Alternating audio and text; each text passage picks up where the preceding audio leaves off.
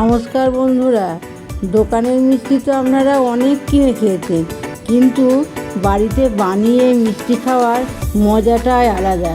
তাই আমি আপনাদের সাথে সন্দেশের রেসিপি শেয়ার করছি। এর জন্য আমি একটা পাত্রে কিছুটা দুধ গরম করতে বসালাম।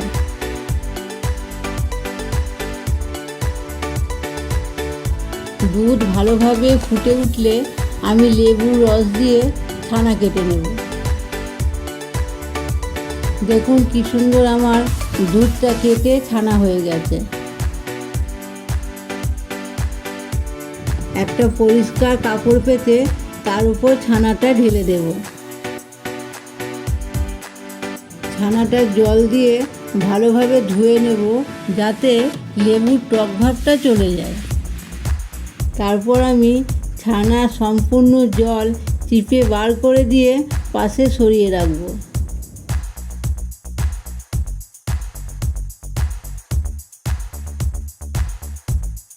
এবার আমি কিছুটা টুকরো করা আম নিয়ে নিয়েছি।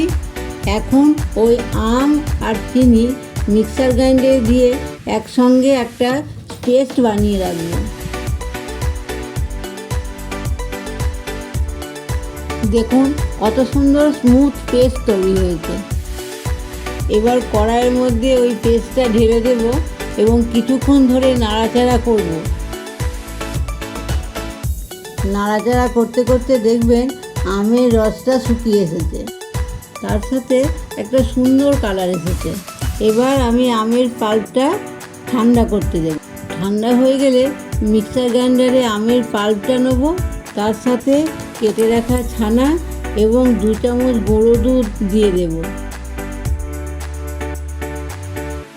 এগুলো সব একসাথে মিক্সার গ্রাইন্ডারে দিয়ে পেস্ট করে নেব। দেখবেন যেন খুব স্মুথ না হয়।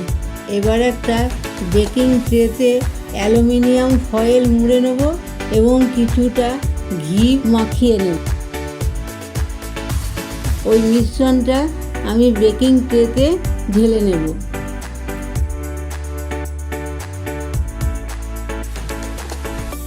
এবার অ্যালুমিনিয়াম ফয়েল দিয়ে বেকিং ট্রেটা ভালোভাবে মুড়ে নেব। এবার একটা পাত্রে জল গরম করতে বসালাম। জলের মধ্যে একটা স্ট্যান্ড বসিয়ে দিলাম, তার উপরে বেকিং ট্রেটা বসিয়ে দেব। এইভাবে আমি গ্যাসের ফ্লেমটা লো করে 20 মিনিট ধরে বেক করতে দিলাম।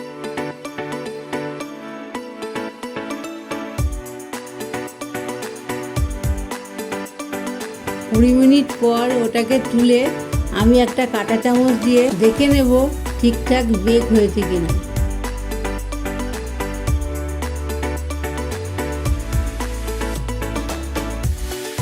এবার আমি 2 ঘন্টার জন্য ফ্রিজে ঠান্ডা হওয়ার জন্য রেখে দেব।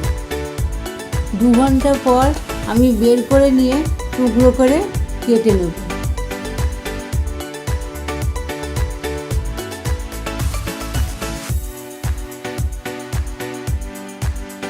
এবার সন্দেশের উপর কিছুটা পেস্তা, আমন্ড ফুটি ছড়িয়ে দিলে রেডি আমার ম্যাঙ্গো ভাপা সন্দেশ। এই সন্দেশ আপনারা বাড়িতে বানাবেন এবং খেয়ে দেখবেন কেমন হয়েছে, তারপর আমাকে জানাবেন।